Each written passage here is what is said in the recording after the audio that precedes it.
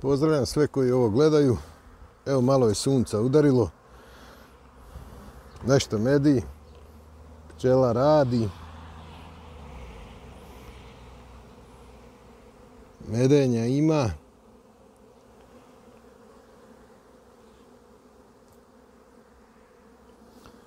Ja sam došao pokupiti pelud. Evo, pa ćemo to... Ne vidi se baš najbolje.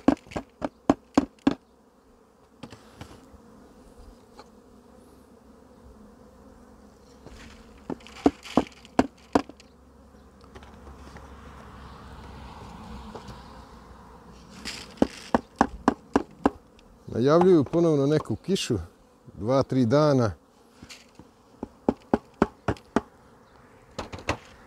Ne proizvode pčele samo med. Proizvode one i pelud, a pelud, evo, za sada ja sam već dosta nakupio. Malo ćemo pustiti da se vidi.